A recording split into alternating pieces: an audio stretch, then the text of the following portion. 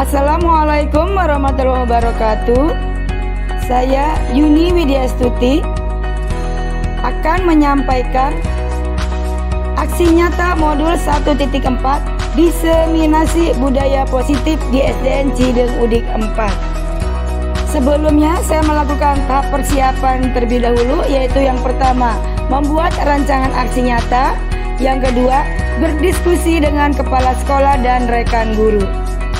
Adapun rancangan aksi nyata ini, yang pertama latar belakang, kedua tujuan, ketiga tolak ukur, keempat lini masa yang akan dilakukan, dan terakhir adalah dukungan yang dibutuhkan. Latar belakang dari aksi nyata ini adalah murid tidak suka peraturan karena selama ini jika mereka melakukan pelanggaran maka akan mendapatkan hukuman dan cenderung akan mempermalukan dirinya. Maka dengan budaya positif diharapkan dapat menumbuhkan berbagai potensi dan karakter yang ada pada siswa sesuai profil pelajar Pancasila. Tujuan aksi nyata ini adalah yang pertama, menciptakan karakter murid yang selalu menerapkan budaya positif melalui penerapan keyakinan kelas.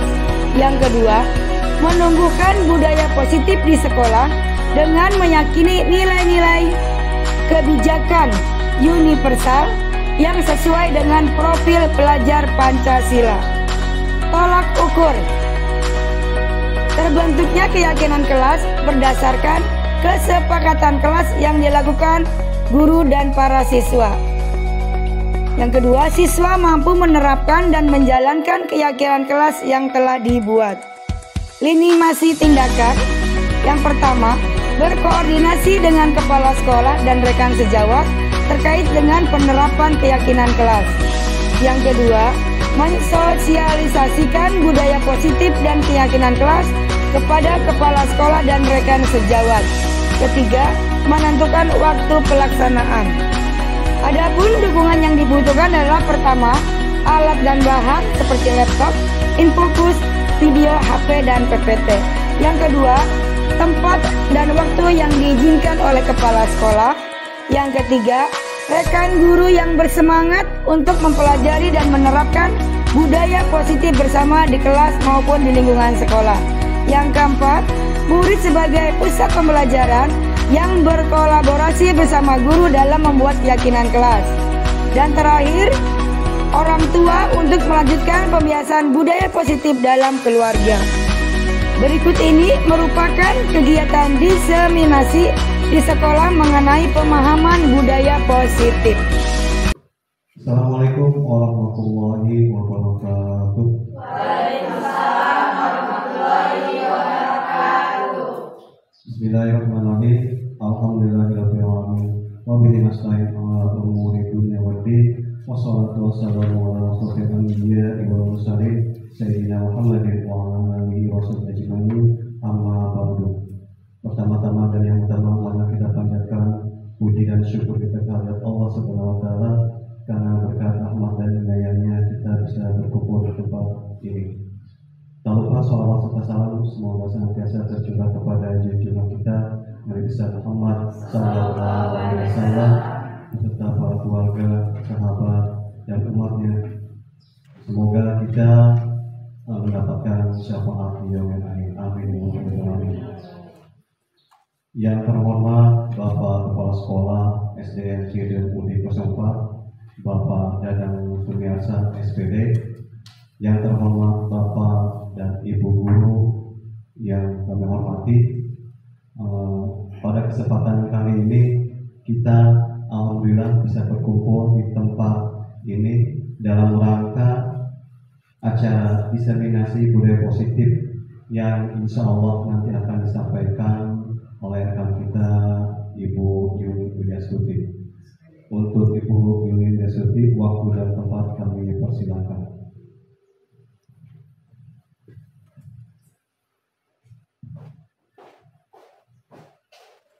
Terima kasih kepada Bapak Hilman atas waktunya yang diberikan kepada saya.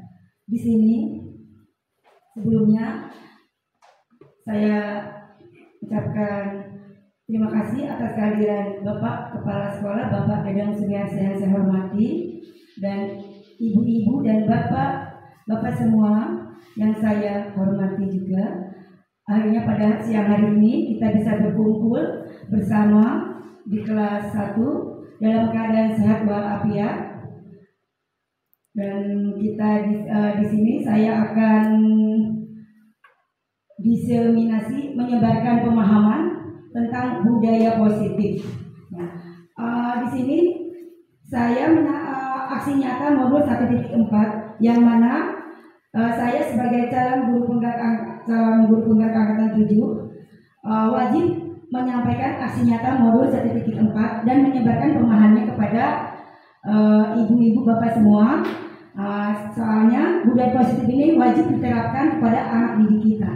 Ya. Ini adalah tugas akhir dari modul 1. Ya. Menyebarkan pemahaman budaya positif di SDN Ciledug Udik 4. Kita langsung aja ke materinya. Budaya positif ini merupakan nilai-nilai, keyakinan-keyakinan dan kebiasaan-kebiasaan di sekolah yang berpihak pada murid agar murid dapat berkembang menjadi yang kritis, penuh hormat dan bertanggung jawab. Ya. Jadi konsep budaya positif sini ada 6 materi. Ya. Yang pertama, disiplin positif dan nilai-nilai kebajikan universal. Yang kedua, teori motivasi, hukuman dan penghargaan, restitusi. Yang ketiga, keyakinan kelas. Yang keempat, kebutuhan dasar manusia dan dunia berkualitas.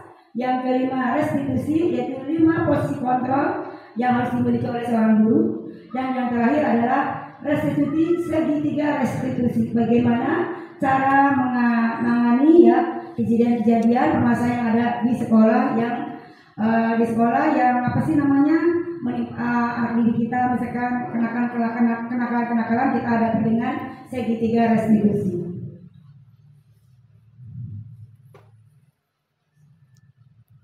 Ya, yang pertama disiplin positif dan nilai-nilai kebajikan universal.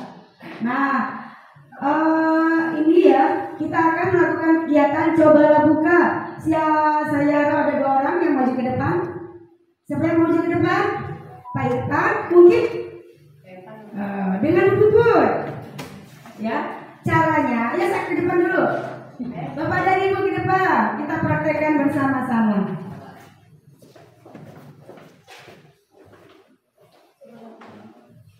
Ya. Kegiatan cobalah buka. Pak Irfan adalah A, ya.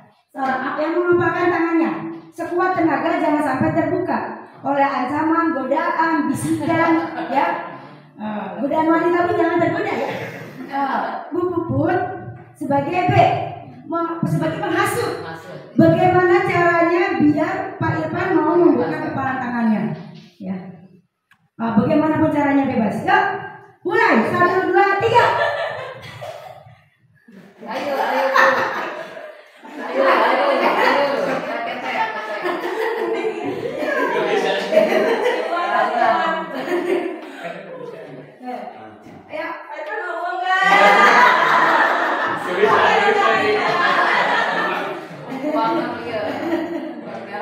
Ini masih tertutup. Yakin gak mau.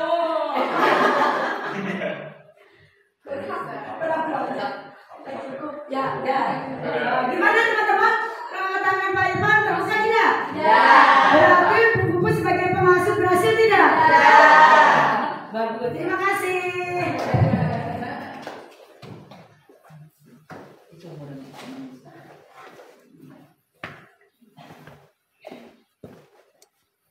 Nih ya, tadi apakah Anda atau B membuka kepala tangan tadi? Tidak. Tidak. Ya. Apa alasannya tetap menutup? Coba Kak Irfan saya tanya, mengapa tetap menutup kepala tangannya? Karena mungkin hasutannya belum kuat. Ya, kenapa coba? Mungkin Puput harus lebih berusaha lagi untuk menghasut agar tangannya terbuka gitu. Oh begitu ya, alasan Pak Irfan berarti kepala apa yang B menghasutnya kurang ini. Kurang. Pak Irfannya sendiri punya ini enggak? Apa? Punya pendirian? Punya dong. Berarti selain dari buku itu eksternal, dari internal diri Pak Irfan sendiri apa rasanya? Ya itu pendirian. Pendirian itu harus kuatkan. Iya betul. Berarti pendiriannya harus Kuat. Coba. Dalam kejadian tadi siapa yang memegang kendali atau kontrol untuk membuka cengkeh kepala tangan? Iya. Untuk si membuka. A. Ya. Dan penjaganya adalah si A. Ya. Pak Irfan diri sendiri. Jadi zaman sekarang itu ya banyak sekali godaan-godaan ya. Jadi kita harus punya pendirian yang kuat ya. Tidak tergoda oleh ancaman, oleh materi ya. Zaman sekarang kan banyak yang tergoda ya, akhirnya apa yang bikin hancur. Nah inilah supaya kita mempunyai kontrol diri sendiri, ya mempunyai pendirian yang kuat. Betul sekali. Ya, disiplin positif. Sebelum mulai ke materi disiplin positif, kita supaya menghilangkan kejenuhan ya, supaya tidak tegang. Kita SBI dulu sebentar. Ya. Kalau di sini tepuk 2, yang di sini tepuk 1. Ya, coba.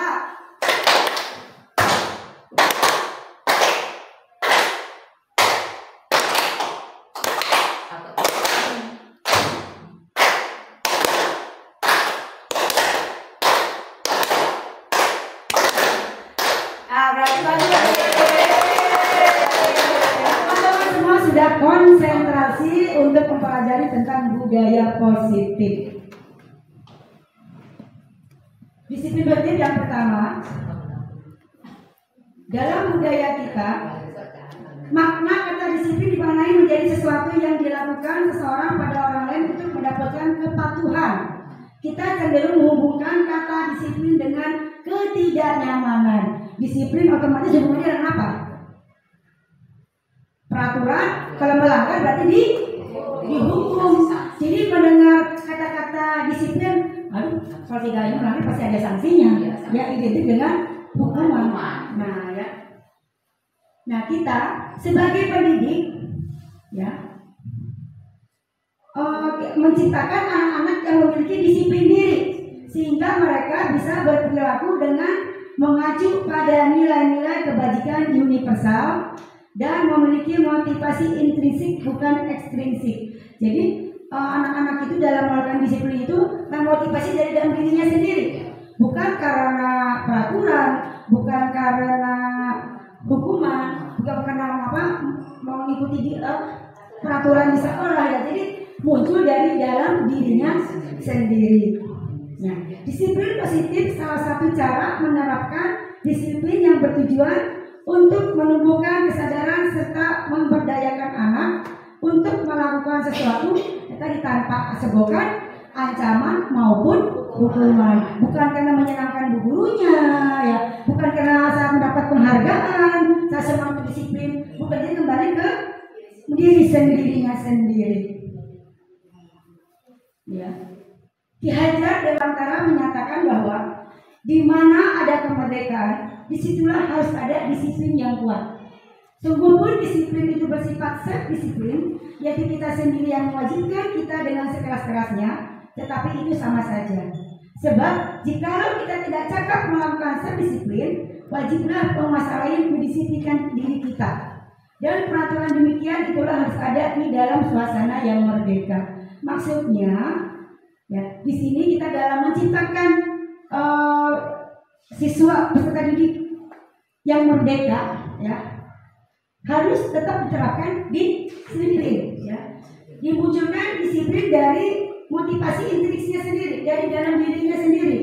Kalau motivasi intrinsiknya tidak muncul, harus ada pihak luar yang melakukan supaya motivasi dirinya itu biar mengikuti disiplin, tapi itu bukan dari dalam dirinya, tapi motivasi eksternal karena orang lain yang menyuruh untuk disiplin. Jadi harus muncul dari dalam dirinya sendiri, bukan dari faktor eksternal. Nilai-nilai kebajikan universal. Sifat-sifat positif manusia yang merupakan tujuan mulia yang ingin dicapai setiap individu. Dan nilai-nilai tersebut bersifat universal dan lintas bahasa, suku bangsa, agama maupun latar belakang. Nilai-nilai kebajikan yang ingin dicapai oleh setiap anak Indonesia dikenal dengan profil pelajar Pancasila. Ibu-ibu dan bapak semua, kita mengenal ini adalah profil pelajar Pancasila. Terdiri dari apa aja profil pelajar Pancasila? 1. Beriman dan bertakwa kepada Tuhan Yang Maha Esa, ya, dan berakhlak mulia. 2. Berkebudayaan global. Dan 3. Tanggung jawab. Bergotong royong. 4. Kreatif. 5. bernalar Kritis. Yang terakhir adalah mandiri. Jadi diharapkan peserta didik itu mewujudkan nilai-nilai kebajikan ya sesuai dengan profil pelajar Pancasila. Teori motivasi, hukuman dan penghargaan serta restitusi. Ya, motivasi perilaku manusia. Diana Gaussen dalam bukunya Restructuring School Discipline menyatakan ada 3 motivasi perilaku manusia. Yang pertama, untuk menghindari ketidaknyaman atau hukuman. Jadi di sini karena murid tidak takut dihukum, jadinya dia hidupnya flat. Maksudnya, aku mah nggak berani ini takut dihukum, aku nggak berani lakukan ini takut dihukum. Jadi memilih diam, apatis. Yang penting aku nyaman, aku tidak dihukum. Jadi dia ini merupakan motivasi ekstrinsik, ya. Tidak ada keinginan dalam dirinya untuk buat disiplin. Yang kedua, disiplin mendapatkan imbalan atau penghargaan dari orang lain. Nah ini murid melakukan disiplin karena dia mendapat imbalan penghargaan. Aku supaya dipuji sama bapak ibu guru, misalkan ya melakukan disiplin, atau karena bapak ibu guru udah ngasih imbalan nih kalau aku berbuat baik begini nih, itu berarti motivasi ekstrinsik juga dari luar, bukan dari dalam dirinya siswanya sendiri ya. Yang ketiga, menghargai nilai-nilai kebajikan diri sendiri. Jadi murid melakukan disiplin diri itu karena sadar akan nilai kebajikan dirinya. Ini merupakan motivasi intrinsik dari dalam dirinya sendiri. Jadi siswa itu melakukan disiplin itu karena memang aku harus disiplin. Ya, kalau dari kecil ditanamkan disiplin, misalkan sampai besar pun akan tertanam jiwa disiplinnya. Ya, misalkan disiplin di antri. Ya, dimanapun juga sekarang antri itu kan ibaratnya di mana-mana ada antri. Jadi dia tidak bisa duduk. Coba lihat sekarang ada apa sih? Berarti karena tidak ditanamkan disiplin dari dirinya sendiri. Ya, dari dini. Kalau sudah terbiasa mempunyai motivasi intrinsik, otomatis terbiasa sampai dewasa. Tujuan disiplin positif untuk menanamkan motivasi yang ketiga. Jadi yang ini nih ya, yang ketiga ini menghargai nilai kebajikan diri sendiri. Pada murid kita yaitu untuk menjadi orang yang mereka inginkan dan menghargai diri sendiri dengan nilai-nilai yang mereka percaya. Ketika murid-murid kita memiliki motivasi tersebut, ya, mereka telah memiliki motivasi intrinsik yang berdampak jangka panjang.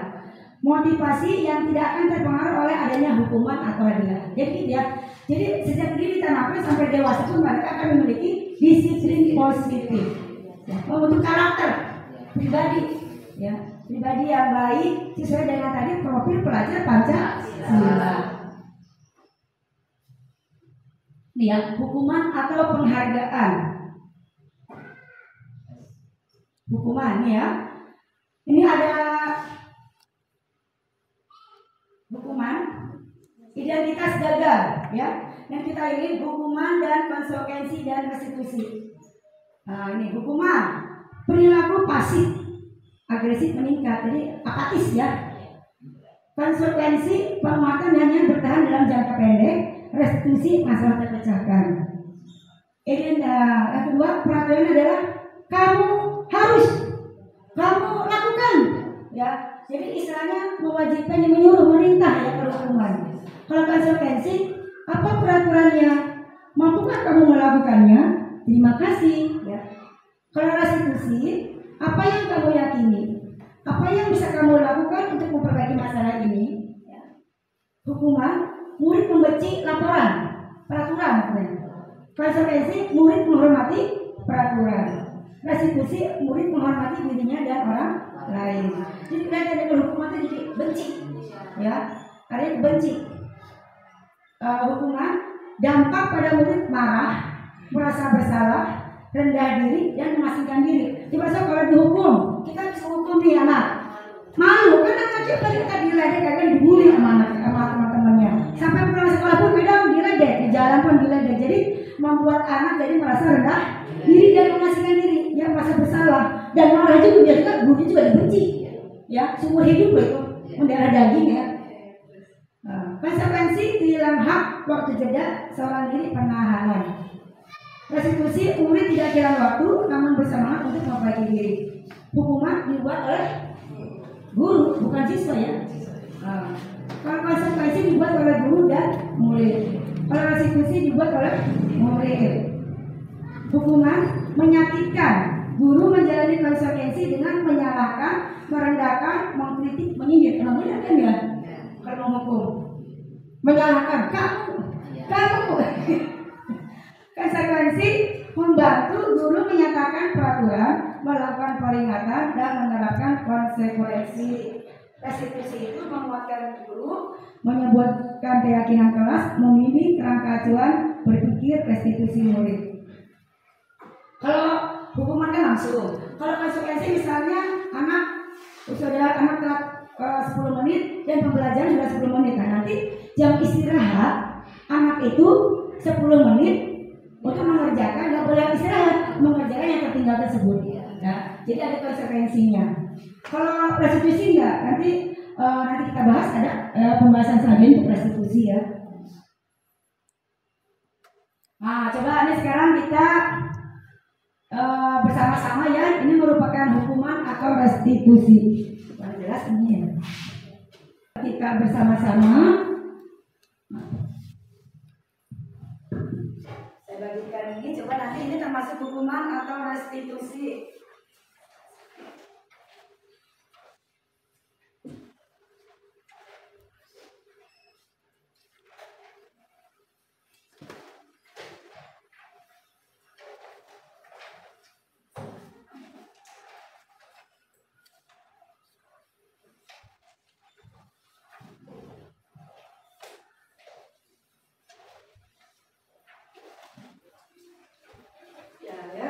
Perhatikan dulu sebentar. Ya, bersama-sama kita bahas ya. Mencatat 100 kali di dalam buku kalimat, saya tidak akan terlambat lagi karena terlambat ke sekolah. Termasuk hukuman atau konsekuensi? Ya, hukuman soalnya telat dengan hukumannya itu berbeda. Kalau konsekuensi ada ininya timbal balik, tapi kalau hukuman itu tidak berhubungan, ya. Yang kedua, lari mengelilingi lapangan basket 2 kali karena terlambat hadir ke sekolah, termasuk hukuman termasuk ya hukuman. Membersihkan coretan yang dibuatnya di meja tulis. Iya, karena dia mestinya harus konsekuensi juga saya untuk membersihkan. Murid diminta untuk push up 15 kali karena tidak menggunakan masker ke sekolah. Hukuman. Gak ada hubungannya yang pakai masker dengan push up ya. Menggantikan kertas tugas teman yang telah dicoret-coret. Konsekuensi. Berjemur di lapangan basket pukul 12 siang karena mengobrol dengan teman. Murid diminta bertelanjang kaki sepanjang hari karena tidak menggunakan sepatu warna hitam sesuai peraturan sekolah. Hukuman. Membersihkan tumpahan air. Berdiri di depan kelas sambil mengangkat kaki satu karena tidak bisa menjawab pertanyaan. Hukuman. Ini zaman dulu ya. Membersihkan tumpahan air di meja tulis karena tersenggol pada saat belajar. Iya, konsekuensi. Duduk di bangku pinggir lapangan pada jam istirahat, tidak diizinkan bermain olahraga karena ya betul mencari teman ya. Konsekuensi. Terlambat hadir pembelajaran dari 15 menit dan diminta untuk tinggal 15 menit sesudah apa itu? Konsekuensi. Lari memilih lapangan basket 2 kali karena terlambat 10 menit ya pelajaran PJOK hukuman. Membersihkan WC setelah karena mematahkan bisik kawannya. Hukuman ya. Jadi 100 benar semua. Berarti teman-teman semua sudah memahami kemana itu hukuman dan mana itu konsekuensi. Ya kalau hukuman itu tidak direncana langsung. Kalau konsekuensi itu ada tindak baliknya ya, ada hubungannya. Akibatnya ini ya. Hukuman termasuk identitas gagal. Nah, hukuman tidak terencana, emang iya ya? Tidak terencana atau tiba? Hukuman bersifat satu arah dari pihak guru yang memberikan guru yang menerima tanpa melalui kesepakatan. Guru hanya menerima pasrah ya. Hukuman bisa berupa fisik maupun psikis ya. Murid disakiti oleh suatu perbuatan atau kata-kata. Ya ini yang bahaya kata-kata. Bisa dalam hati ya, bisa menimbulkan nanti bisa marah, emosi terpendam, bisa marah terhadap gurunya, benci gurunya yang ada. Ya. Kita harus menghindari itu, kita jangan sampai dari sini kita jangan melakukan hukuman terhadap siswa baik dengan fisik maupun psikis ya. Itu bahaya dengan kalimat-kalimat juga dengan kata-kata ya. Maka kita bersama-sama sekarang hukuman kita rubah paradigma kita hukuman ya. Termasuk gagal ya. Konsekuensi itu tidak sukses. Jadi sudah terencana atau sudah disepakati, sudah dibahas dan sudah disetujui oleh murid dan guru. Dibuat oleh pihak guru dan murid sudah mengetahui konsekuensinya apabila ada pelanggaran. Pada konsekuensi murid tetap dibuat tidak nyaman untuk jangka waktu pendek. Konsekuensi ini sudah diketahui sebelumnya oleh murid. Sikap guru di sini memonitor murid seperti tadi. Setelah 10 menit sedangkan pelajaran matematika sudah dimulai. Nah, berarti anak ketinggalan waktu 10 menit. Nah, kamu 10 menit jangan dulu istirahat, jangan dulu istirahat. Kerjakan dulu yang kamu tadi ketinggalan 10 menit mengerjakan matematika ya. Jadi tetap tidak dibuat tidak nyaman. Jamnya saya tidak jam istirahat, saya tidak istirahat, berkurang waktunya. Itu adalah konsekuensi, tapi termasuk identitas sukses.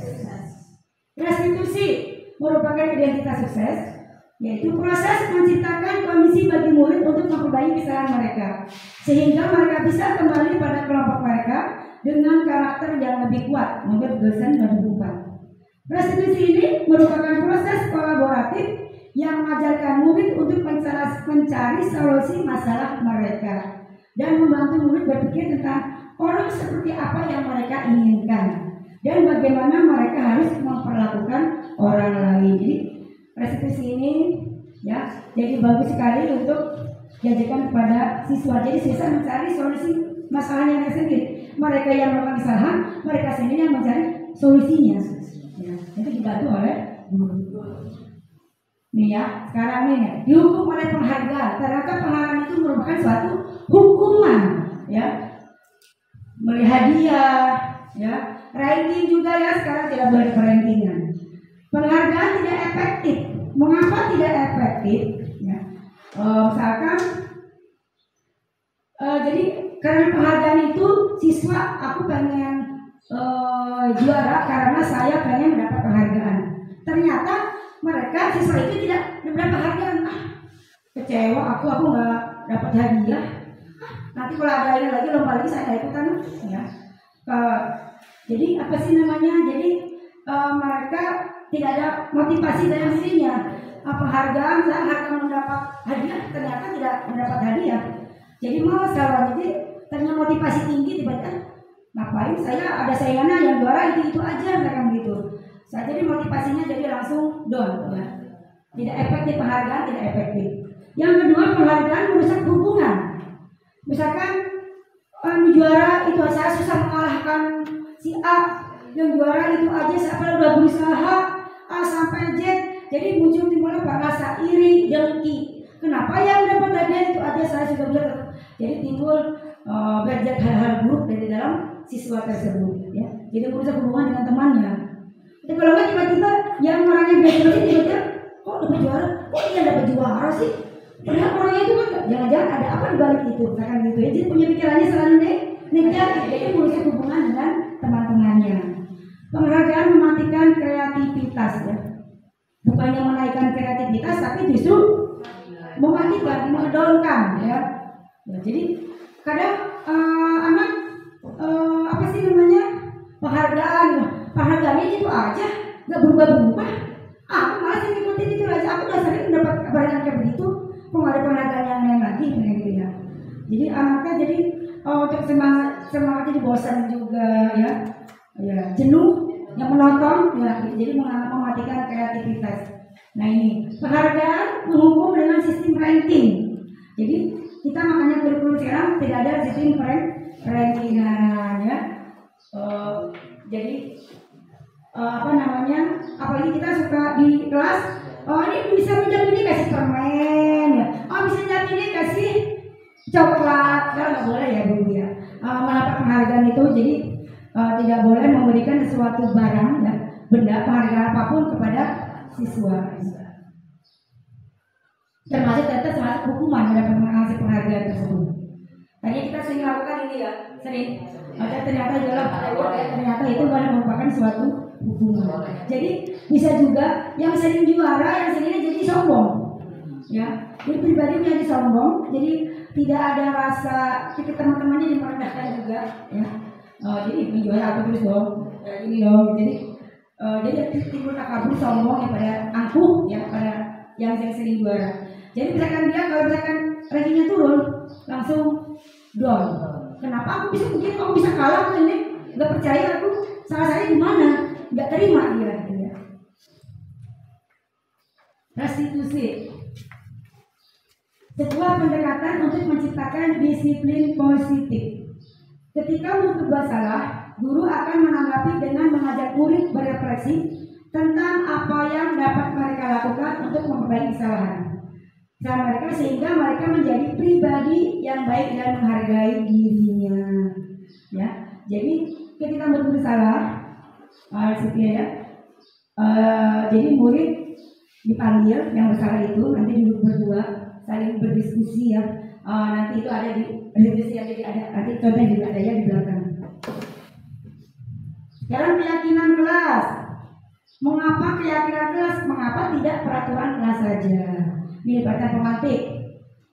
Mengapa kita memiliki peraturan tentang penggunaan helm pada saat kendaraan roda 2 atau motor? Kenapa ibu-ibu bapak-bapak? Iya, untuk keselamatan, bukan untuk aku mah pengen untuk polisi, bukan itu keselamatan. Yang kedua, mengapa kita memiliki peraturan tentang penggunaan masker dan cuci tangan setiap saat? Menjaga kesehatan. Itu adalah keyakinan dari dalam kita. Kalau kita pakai helm memang kita untuk keselamatan. Dan cuci tangan dan cuci sabun adalah kesehatan, itu keyakinan. Nah, itu harus dimiliki oleh setiap siswa, itu keyakinannya kita. Jadi bukan peraturan. Kalau peraturan itu seperti dilanggar. Kalau keyakinan itu tidak diterapkan pada diri sendiri. Jadi jelas ya, mengapa harus keyakinan, bukan peraturan. Ini ya, contoh kegiatan membuat keyakinan kelas 6. Jadi nanti jadi bukan peraturan sekarang ya, tapi keyakinan kelas. Nah, pertama, guru bersama murid berdiskusi tentang membuat keyakinan kelas. Yang kedua, anak-anak menuliskan keyakinan kelas berdasarkan pendapatnya masing-masing, pakai stick note. Ya, dibagikan ke teman-teman semua, ke anak-anak didik semua.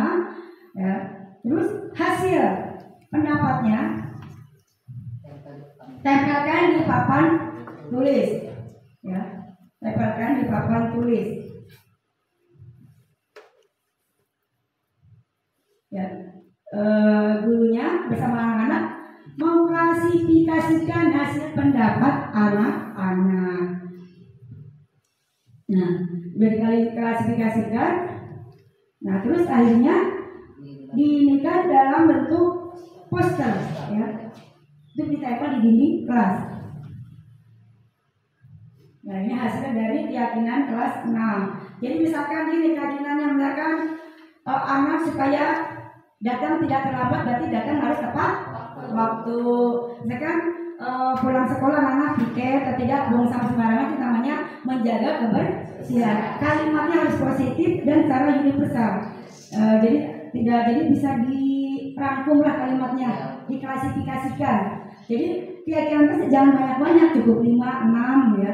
Tapi itu semuanya masuk dalam gitu ya, mencakup semuanya. Ini kan harus wajib dibuat ya, ibu bapak di kelas ya, diterapkan di kelas ya.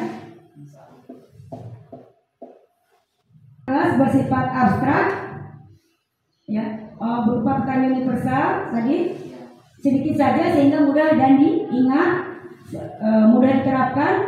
Semua warga kelas terlibat dan membuatnya. Jadi harus semua terlibat ya, guru hanya memantau ya, membantu. Dibentuk dalam bentuk poster ini. Yang keempat, kebutuhan dasar manusia. Ada 5 kebutuhan dasar manusia menurut Dr. William Glasser dalam Choice Theory. Seluruh tindakan manusia memiliki tujuan untuk mendapatkan hal yang diinginkan. Berarti manusia sedang memenuhi satu atau lebih dari satu kebutuhan dasar. Ini kebutuhan dasar manusia satu, bertahan hidup. Bertahan hidup itu apa? Apa aja? Makan, minum, tidur harus ada apanya? Kalau tidur rumah, jadi papan, pangan, sandal ya, kan dasar hidup manusia ya, ya itu dasar hidup itu ya. Yang kedua, kasih sayang dan rasa diterima ya, bisa. Jadi kasih sayang kita harus memang anak itu pengen disayang, apalagi suka ada yang mendorkan gurunya ya, suka ada kan, berarti anak itu pengen kasih disayang ya. Perhatikan. Yang ketiga, penguasaan. Jadi anak itu suka pengen, ada kan kerja yang berkuasa nih, saya jadi pemimpin, kamu harus ini ya, gitu ya. Penguasaan, kebutuhan dasar manusia itu. Yang keempat, kebebasan. Dia pengen bebas, ya. Tidak mau diatur, dikekang. Yang terakhir, kesenangan. Nah, kesenangan ini biasanya itu anak yang supel, anak yang ceria, ya, riang, suka bercanda, ya, itu menjadi saja kesenangan. Enjoy, ya, betul. Ya, dunia berkualitas. Nah, kalau di dalam itu di atas satu tingkat dari tadi kebutuhan dasar manusia, dunia berkualitas. Tempat ya, pikiran kita, tempat kita menyimpan gambaran representasi dari semua yang kita inginkan, bisa berisi orang, hal-hal apa saja yang terbaik dalam hidup kita dan membuat kita merasa bahagia dan terpenuhi kebutuhan dasar kita. Jadi menurut Dr. William Glasser menyebutnya seperti semacam album foto, ya, hanya sedikit, tidak terlalu banyak, hanya terdiri beberapa hal yang sangat signifikan dan benar-benar terbaik dalam hidup kita yang membuat hidup lebih bermakna. Jadi kalau dunia berkualitas lebih unik dan personal. Kalau kebutuhan dasar tadi umum dan universal, ya. Umum semuanya juga membutuhkan. Kalau dunia berkualitas lebih unik dan personal dari kepribadi masing-masing. Nah, coba kita pemantik ya. Siapakah orang-orang yang paling penting dalam hidup teman-teman semua? Siapa? Iya. Orang terdekat. Oh ya, keluarga boleh. Yang kedua, nilai-nilai kebajikan apa yang terpenting dalam hidup Anda? Ya, bagus. Akhlak, karakter, Disiplin. beriman, bertakwa,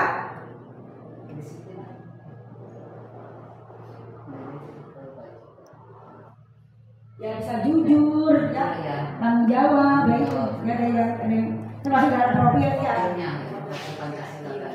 Kalau Anda menjadi orang yang ideal, karakter apa atau sifat apa yang Anda paling inginkan pada diri Anda? Ideal, bertanggung jawab, disiplin waktu, disiplin waktu, tanggung jawab, jujur, ya. Apa pencapaian Anda yang Anda sangat banggakan sampai saat ini? Ada nggak? Capaian yang saya diimpikan gitu. Ayo. Ada tuh Binda, Bu Widi tuh. Iya, ada lagi selama ya. Halo, ya.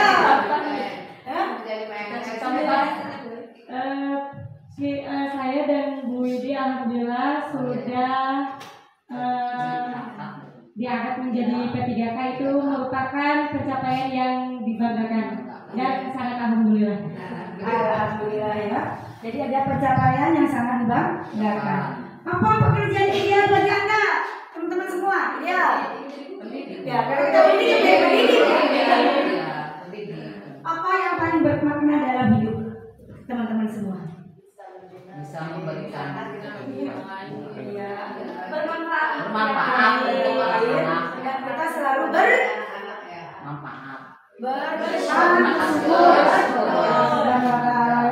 Sampai saat ini kita masih dikasih karunia hidup ya. Kita umur ya, kita selalu bersyukur.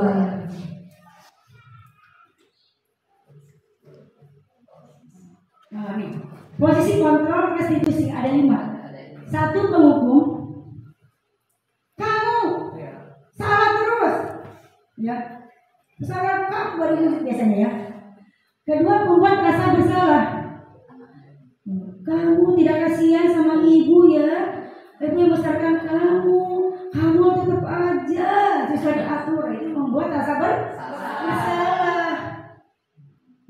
Sebagai teman, ayolah nak, kamu nggak kasihan sama ibu. Kamu begitu aja sih nggak berubah. Rubah dong, kasihan sama ibu. Sebagai teman, pemantau, ya. Pemantau itu kayak semacam konsekuensi. Jadi memantau anak, misalkan anak terlambat dipanggil, pemantau, kenapa terlambat alasannya begini? Berapa menit? Ya udah, kamu 10 menit tinggal di kelas kan gitu. Itu pemantau ya. Manajer, nah ini, manajer ini posisi yang kita harus diharapkan sebesar dulu menjadi manajer. Nanti kita bahas ada lebih jelas lagi ya. 5 posisi kontrol itu adalah 1. Posisi penghukum, 2. Posisi pembuat merasa bersalah, 3. Posisi teman, 4. Posisi pemantau atau monitor, dan 5. Posisi manajer. Untuk lebih memahami kelima posisi tersebut, mari kita saksikan kasus Naren yang terlambat hadir 20 menit di sekolah dan melihat bagaimana kelima posisi kontrol dalam menghadapi masalah tersebut.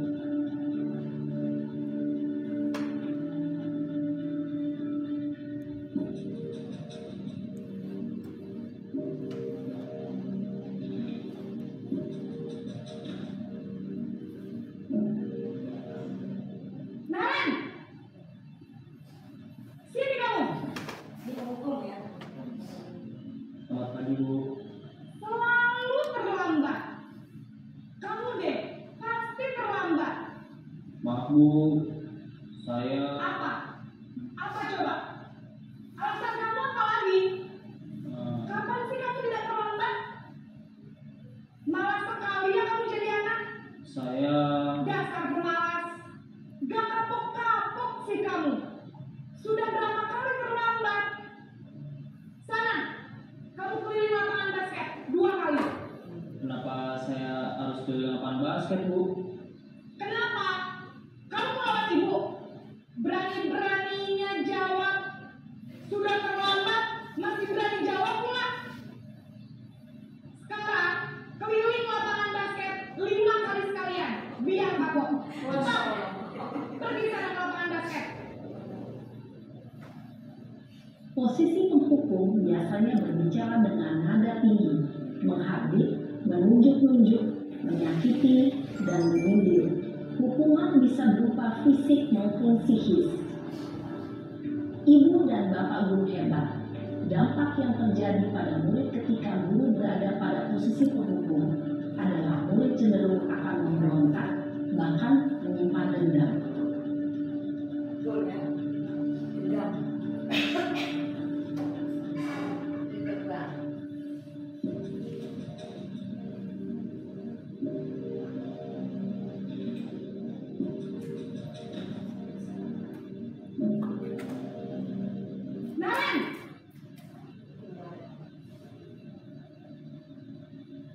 Selamat pagi, Bu. Naren, kamu kenapa terlambat lagi, nak? Ya Tuhan, Naren, kamu senang ya bikin ibu susah ya? Kalau kamu terlambat lagi, nanti ibu yang ditegur bapak kepala sekolah, nak. Disangka ibu tidak bisa membina kamu. Duh, gimana ini? Maaf, Bu. Duh, Gusti Naren, kamu suka ya kalau ibu ditegur bapak kepala sekolah? Terus, sekarang ibu harus tulis apa yang di buku absen? Ini kamu sudah sering terlambat loh. Ibu harus apa coba? Maaf, Bu. Maaf sekali. Ya sudah, lain kali jangan bikin ibu susah lagi ya nak ya. Ibu tidak akan kuat lagi kalau kamu begini terus. Bisa jantungan kalau ibu tegur bapak kepala sekolah. Sana cepat, kelas. Maaf ya, Bu. Maaf sekali. Posisi membuat rasa bersalah berbicara dengan nada tenang, cenderung lembut. Namun kata-kata yang diutarakan membuat murid merasa menjadi orang yang gagal, memandang buruk dirinya sendiri, merasa tidak berharga, dan tidak sanggup membahagiakan orang lain. Ketika guru mengambil posisi pembuat rasa bersalah, murid akan menganggap dirinya yang bersalah dan ia akan menyimpan emosi negatif tersebut di dalam dirinya.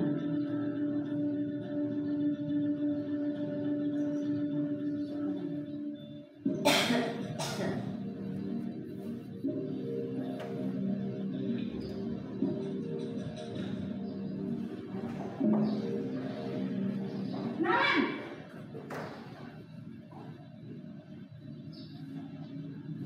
Selamat pagi, Bu.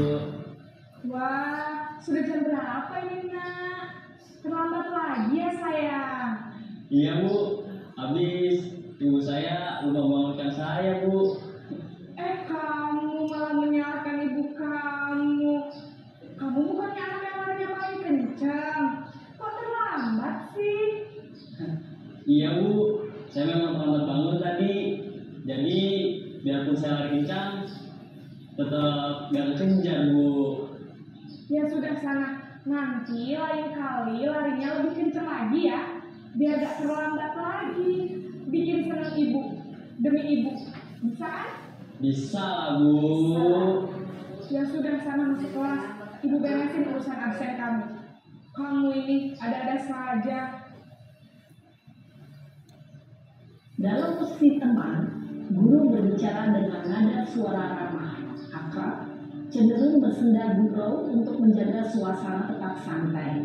Murid akan merasa senang, aman, dan akrab dengan guru.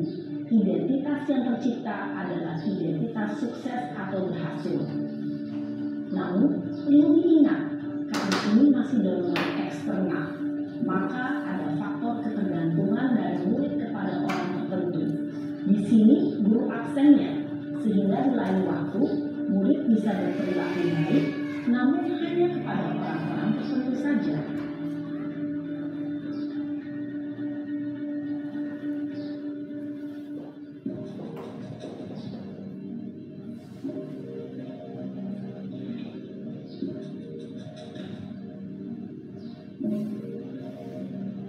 Naren!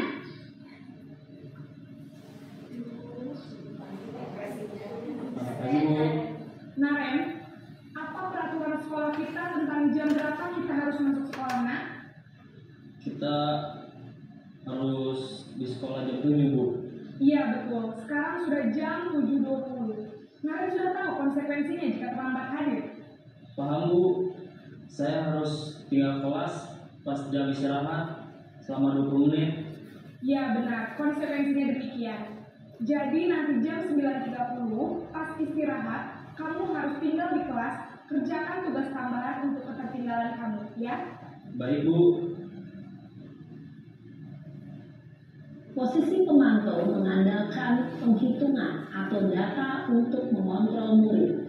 Guru mengarahkan murid berdasarkan peraturan dan konsekuensi. Seorang pemantau menunjukkan bahasa tubuh dan ekspresi wajah yang datar dan cenderung formal.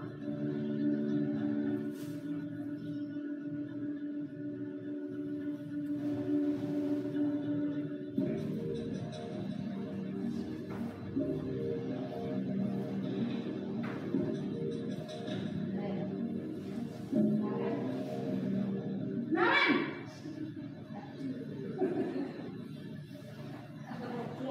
Selamat pagi, Bu. Selamat pagi Naren.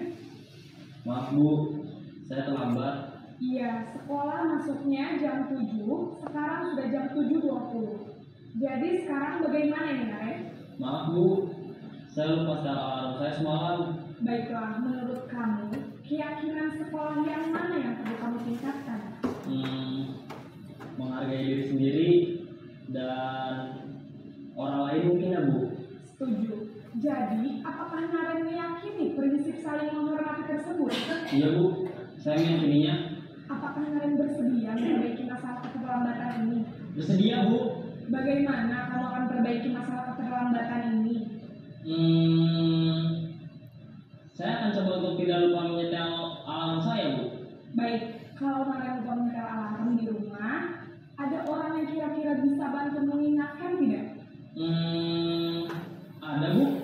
Kakak saya, Kak Emma. Ada lagi selain Kak Emma? Selain Kak Emma, ada ibu saya. Baik, jadi yang mengingatkan Naren adalah Kak Emma dan ibu kamu ya? Kira-kira akan mulai set alarm kapan nih Naren? Setelah pulang sekolah, akan segera saya lakukan. Baik, jadi Naren akan setel alarm untuk bangun besok pagi dan akan diingatkan oleh kakak dan ibunda Naren ya. Ada lagi yang mungkin perlu dilakukan Naren agar tidak terlambat bangun lagi? Tidak ada, Bu. Baik Naren, terima kasih untuk kerjasama kamu. Sekarang kamu perlu kembali ke kelas untuk belajar. Baik, Bu. Terima kasih. Posisi manajer adalah posisi kontrol yang disarankan untuk membimbing murid memiliki sikap disiplin yang positif, yaitu murid yang mandiri, bertanggung jawab, dan dapat memecahkan masalah. Tujuan dari posisi ini adalah agar murid dapat berefleksi atas tindakannya. Guru akan dengan tulus memberikan pertanyaan-pertanyaan bermakna, sehingga membuat murid dapat belajar dari kesalahannya dan mencari sebuah solusi untuk menyelesaikannya. Ibu dan Bapak guru hebat, setelah mengamati adegan kelima posisi kontrol tadi, kira-kira posisi mana yang paling ideal? Posisi mana yang dapat menunjang motivasi intrinsik murid? Ya, tentu posisi manajer. Posisi ini memang posisi ideal yang ingin dituju setiap pendidik. Pada posisi inilah, guru dapat menerapkan disiplin positif yang berpihak pada murid, yang memerdekakan murid. Perjalanan seorang pendidik tentunya tidak mudah untuk sampai pada posisi seorang manajer. Namun, tujuan kita pasti, yaitu menciptakan murid-murid yang mandiri, merdeka, dan bertanggung jawab. Semoga penggambaran 5 posisi kontrol yang telah diperlihatkan ini dapat menjadi ajang refleksi bagi kita semua, agar dapat terus mengasah dan menerapkan disiplin positif yang memerdekakan murid. Mari terus berlatih dan bersemangat. Selamat menerapkan. Salam dan bahagia Ibu dan Bapak guru hebat.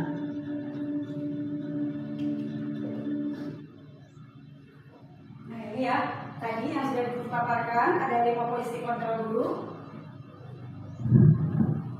Jadi menurut Bapak dan Ibu semua, posisi mana yang sering dilakukan kepada siswa dari 1 sampai 5 tadi? Yang paling dilakukan penghukum, ya. Ya kita masih teman-teman pemantau ya. Kita masih belajar ya. Dalam memang paling bagus adalah posisi manajer. Ini juga apa?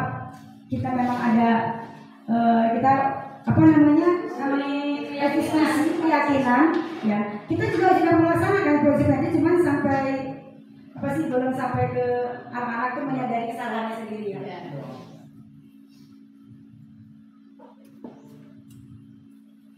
Nah ini kita ada ini juga. Ibu sudah ngantuk? Sebentar. Kita sendiri dulu sebentar ya. Buka tutup, bertepuk tangan. Buka tutup, tangan dikepak. Digeleng-geleng, sambil tertawa. Digeleng-geleng, sambil teriak. Hore! Sekali lagi. Hore! Yang lebih keras. Hore! Ini ada satu lagi kita. Saya tidak ngantuk. Nah, termasuk pembuat tadi 5 kontrol, penghukum, rasa bersalah atau memahami ya. Dari 5 posisi kontrol tadi.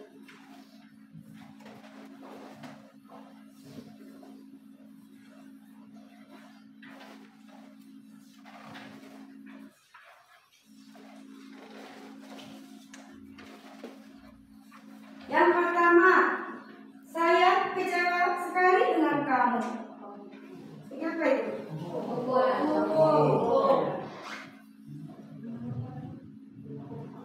Kamu tidak pernah benar melakukannya.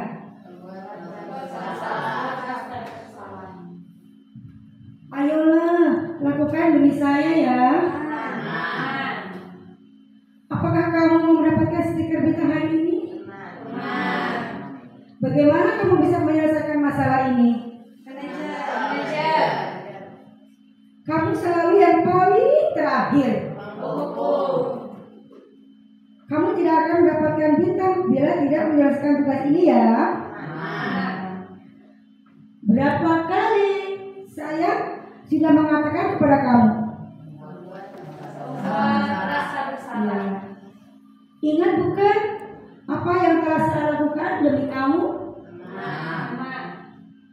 Kamu tidak akan pernah berhasil dalam kehidupan ini. Apa rencanamu untuk menyelesaikan ini? Berarti teman-teman semua sudah memahami dari 5 posisi kontrol guru ya. Alhamdulillah, belajar ekspres sudah memahami. Segitiga restitusi ya, merupakan proses kolaboratif yang mengajarkan murid untuk mencari solusi untuk masalah dan membantu murid berpikir tentang orang seperti apa yang mereka inginkan dan bagaimana harus melakukan orang lain. Bosan 196. Segitiga restitusi merupakan sebuah proses menciptakan kondisi bagi murid untuk memperbaiki kesalahannya. Melalui restitusi, satuan pendidikan bisa membantu para murid untuk mencapai tujuannya, memiliki sifat disiplin yang positif dan memulihkan dirinya setelah berbuat salah. Ini yang materi terakhir ya. Proses segitiga restitusi ada 3. 1, menstabilkan identitas. Jadi setiap orang itu pasti pernah melakukan kesalahan. Kamu bukan salah satu yang pernah melakukan ini. Yang kedua, validasi tindakan yang salah ya. Nah ininya, adakah cara lebih baik efektif untuk mendapatkan apa yang kamu butuhkan? Kamu tentu punya alasan mengapa melakukan itu. Ini dari pertanyaannya ya. Yang ketiga adalah menanyakan keyakinan. Jadi keyakinan atas apa yang telah kita sepakati. Kamu ingin menjadi apa orang seperti ini?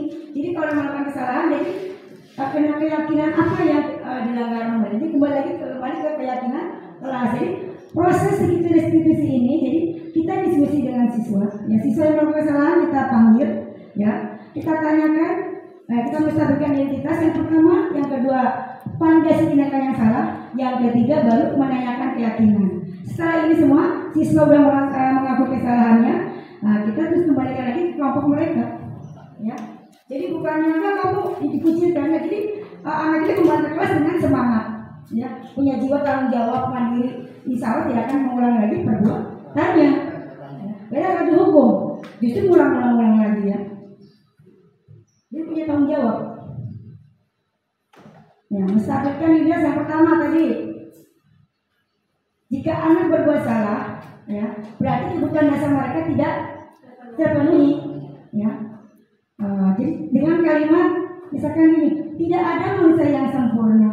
Saya juga pernah melakukan kesalahan seperti itu. Jadi ketika seorang dalam kondisi emosional, maka otak tidak bersifat realit. Kalau dia marah kan pasti dikasih masukan apa aja, anak tetap emosi, ya. Kita stabilkan identitasnya. Jadi tidak menyalahkan anak tersebut. Sampai ibu juga pernah melakukan kesalahan. Kita juga pelan-pelan, jadi anak itu sudah mulai menstabilkan identitas, stabil, tenang. Nah, anak kita bantu untuk tenang dan mencari solusi untuk menyelesaikan permasalahannya sampai emosinya reda. Ya. Kalau anak dalam emosi disalahkan mungkin, ya, ngamuk, ya. Yang kedua, validasi tindakan yang salah. Jadi konsep yang kedua adalah kita harus memenuhi kebutuhan dasar yang mendasari tindakan anak berbuat kesalahan. Ya, semua tindakan manusia baik atau buruk pasti memiliki maksud dan tujuannya. Ketika kita menurut anak yang berbuat salah, dia akan tetap bermasalah, ada masalah. Maka yang kita gunakan adalah kamu pasti punya alasan mengapa melakukan hal itu. Ya, punya alasannya anak tersebut, ya. Yang diperlukan adalah kita memahami alasan melakukan hal tersebut sehingga anak merasa dipahami, ya. Tidak dihujat, diskriminasi, enggak, ya. Kita melakukan kesalahan itu, kita paham aku melakukan kesalahan itu karena gitu, ya, perasaannya dipahami. Nah, yang ketiga baru menanyakan keyakinan. Ya, anak itu siap-siap dihubungkan, ya, seperti apa yang ke depan diinginkannya, ya. Jadi jadi guru dapat membantu mereka untuk fokus pada gambarannya, ya. Melalui situasi ini kita dapat mewujudkan mereka menjadi murid yang merdeka. Mereka mampu menyelesaikan masalah dengan motivasi internal dan bertanggung jawab terhadap pilihannya. Ini yang diharapkan, ya, siswa. Jadi anak bermasalah itu akhirnya sadar sendiri, ya. Jadi mereka melakukan kesalahan, mereka juga yang menyadarinya. Dibantu oleh guru, jadi memunculkan motivasi internal dalam diri siswa. Ini contoh penerapan segitiga di kelas, ya.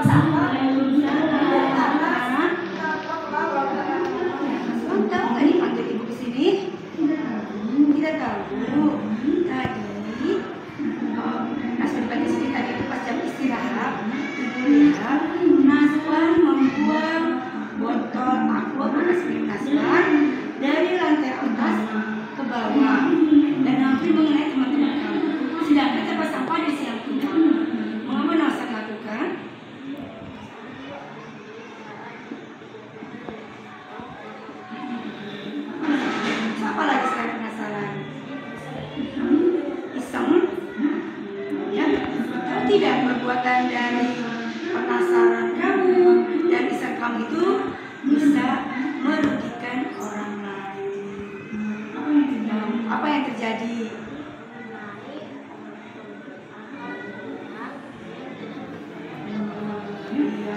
Ya.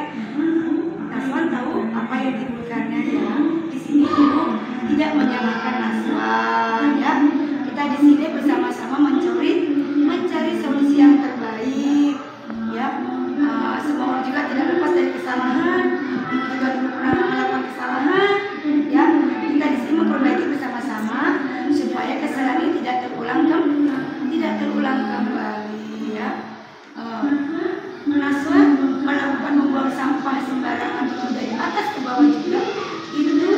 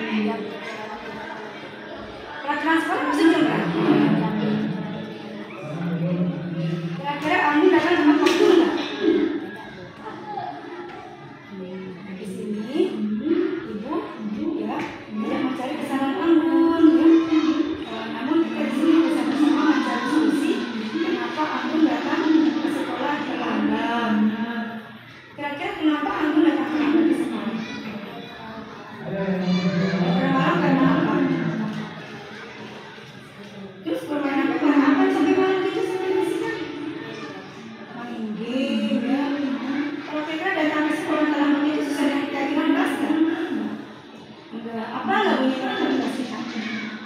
Apa salah satunya?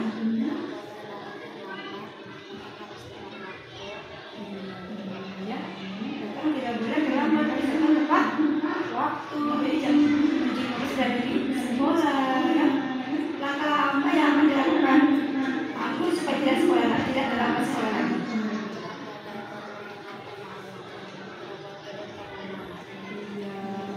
Apa yang dilaksanakan?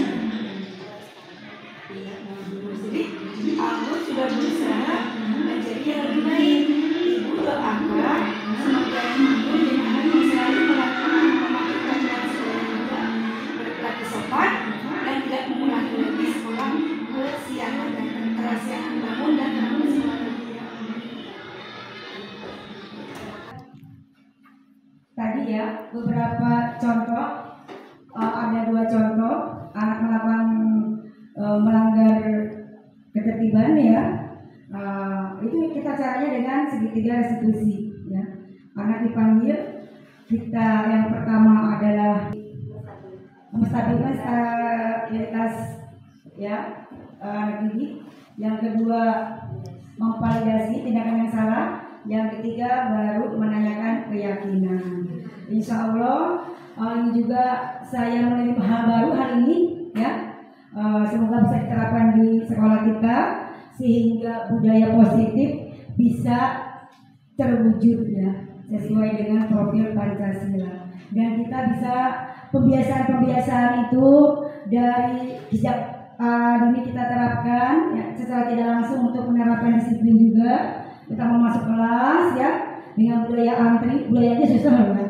Berdasarkan dewasa, maka kita sejak dini terapkan budaya antri ya, kan dengan contoh dengan masuk kelas dengan berbaris yang rapi ya, dan saling sapa ya, itu untuk menghormati kepada orang yang lebih tua. Jadi ya mereka jadi terbiasa. Jadi kadang anak itu saling bukan tidak hanya bukan guru aku tidak saling ya, kebaikan salingnya kepada gurunya sendiri ya, bukan gurunya tidak saling. Jadi kita harus terapkan lagi kepada anak didik kita, siapapun orang yang lebih tua harus kita saling ya, sapa ya, kita hormati ya. Dan kita untuk karakter juga, alhamdulillah kita sudah pembiasaan setiap hari Jumat itu pembiasaan agamanya, ahlak didik ya, ahlak didik budi pekerti, dan kita terapkan anak-anak belajar ya, belajar religius, seni religius. Jadi salat duha, zikir ya, ditanamkan sejak dini juga ya. Jadi semakin menjadi pribadi atau kita yang beriman, bertakwa, kita yang Maha Esa dan berakhlak mulia ya. Banyak hal budaya positif yang harus kita terapkan di sekolah, jadi sehingga diharapkan siswa mewujudkan siswa menjadi profil pelajar Pancasila. Nah, ini sudah diakhiri sampai penutup, yaitu dalam penerapan budaya positif seorang guru adalah menuntun anak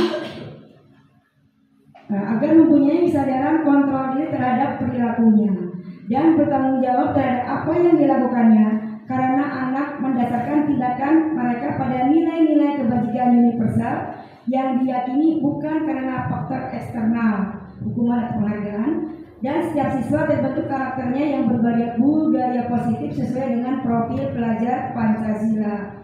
Maka diperlukan kerjasama dan kolaborasi komunikasi yang efektif antara kepala sekolah, rekan sejawat, tenaga kependidikan, siswa, orang tua, dan masyarakat sekitar untuk mewujudkan budaya positif di lingkungan kelas dan sekolah. Jadi kita bersama-sama mewujudkan budaya positif di kelas dan sekolah. Kita tidak bisa berdiri sendiri dan kita harus semuanya berkolaborasi. Alhamdulillah. Cukup sampai di sini. Terima kasih. Salam bahagia buat Bapak dan Ibu semuanya. Wassalamualaikum warahmatullahi wabarakatuh. Waalaikumsalam warahmatullahi wabarakatuh.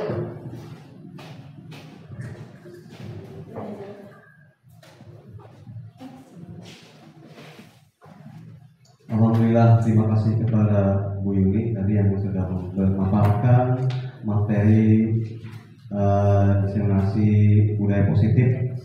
Untuk sesi selanjutnya yaitu sesi tanya jawab, kami persilakan kepada Bapak dan Ibu Guru, bila ada pertanyaan yang ingin ditanyakan kepada Ibu Yuni Widasuti, waktu dan tempat kami persilakan.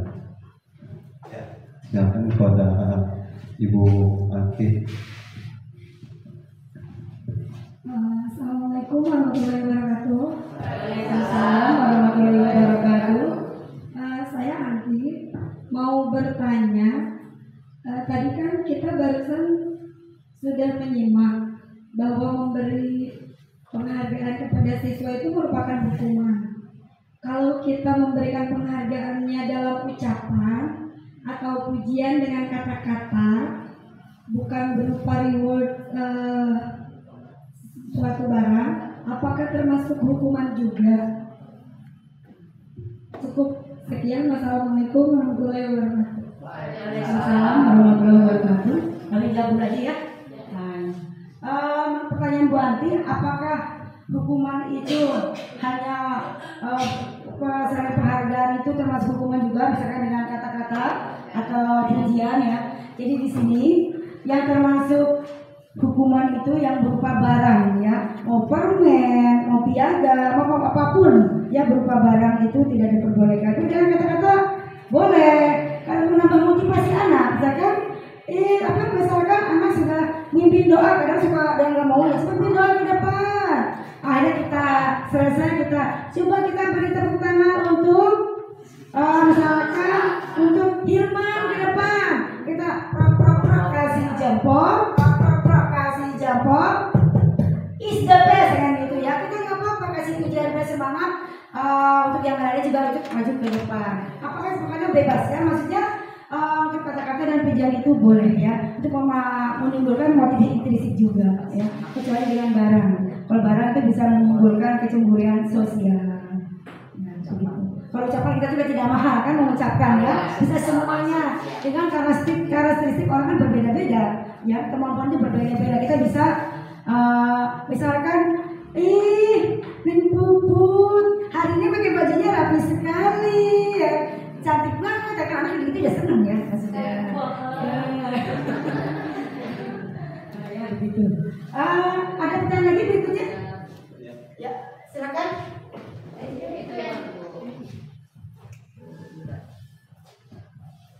Assalamualaikum warahmatullahi wabarakatuh.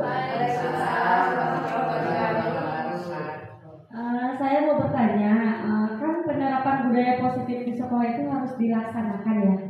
Jadi bagaimana cara penerapan budaya positif di sekolah agar dapat terwujud dengan baik? Terima kasih. Pertanyaan yang bagus sekali ya. Bagaimana supaya budaya positif itu tetap terwujud ya. Jadi yang pertama, kita ini memang masih proses ya, budaya positif. Ini kita masih dalam tahap belajar ya. Semuanya kita sebagai guru, teman-teman semua harus berkolaborasi, bertanggung jawab, tidak hanya bisa bekerja dengan sendiri. Semuanya kita berkolaborasi ya. Yang pertama juga kita harus menerapkan di kelas pertama tadi, keyakinan kelas itu penting ya. Pertama dari keyakinan kelas. Insya Allah dan keyakinan kelas juga kita bersama-sama ya, misalkan dengan pembiasaan ya, pembiasaan baik di sekolah. Misalkan dengan mewujudkan rasa tadi lebih beriman bertawar dengan sholat ya, terus dengan disiplin tanggung jawab, baris berbaris ke pramuka ya, meningkatkan rasa nasionalisme ya, berani tanggung jawab ke upacara ya, terus menggalakkan 5S, senyum sapa salim, sopan santun. Nah itu adalah hal yang dasar. Jadi misalkan biasanya kita kalau anak datang ke sekolah kita saling cium tangan ya, itu hal-hal yang sepele loh. Tapi ke depannya jangan sampai kita anak udah lulus ke guru lagi acil, lengos gitu ya. Berarti memang belum ditanamkan budaya. Padahal masih kayak begitu ya anak sekarang. Jadi makanya kita tanamkan kembali budaya positif sejak dini. Ya, kita tidak bisa beda. Makanya kita harus saling bersama-sama membangun budaya positif sehingga anak-anak kita semuanya tidak ada masalah ya, tidak ada masalah berat, sehingga bisa membantu mewujudkan profil pelajar Pancasila. Mungkin jawabannya begitu, Dina. Ada lebih kurang pas? Puas, Bu. Terima kasih. Ada pertanyaan lagi tidak? Alhamdulillah. Cukup kita. tepuk, Bu. Meminta tepuk buat di kelas. Ya nanti ya Ibu ya. Oke. Ya semangat mohon. Mungkin sampai di sini. Wassalamualaikum warahmatullahi wabarakatuh. Saya kembalikan lagi ke pembawa acara.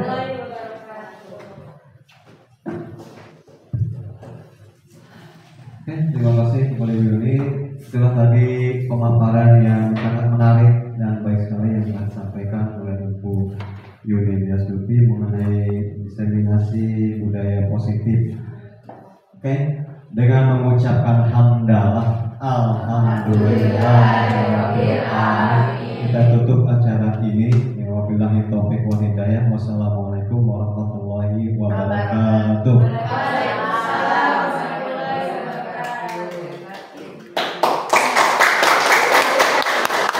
Assalamualaikum warahmatullahi wabarakatuh. Terima kasih kepada Bu Yuni yang telah memaparkan budaya positif secara gamblang dan jelas, sehingga saya bisa mendapatkan pemahaman baru tentang keyakinan kelas yang selama ini kita hanya tahu tentang mendisiplin siswa dengan peraturan kelas, dan apabila melanggar akan terkena hukuman. Dengan adanya keyakinan kelas yang dibuat oleh siswa yang didampingi guru, sesuatu yang diyakini bersama dengan penyatuan pemikiran para siswa menjadi nilai-nilai kebajikan bersama secara universal. Keyakinan kelas ini memotivasi seseorang dari dalam atau memotivasi secara intrinsik, sehingga siswa akan lebih bergerak dan bersemangat untuk melaksanakan keyakinan kelasnya daripada hanya sekedar mengikuti peraturan kelas saja. Dengan keyakinan kelas ini dapat menerapkan budaya positif di SDN Cideng Udik 04 sehingga terwujud siswa sesuai dengan profil pelajar Pancasila.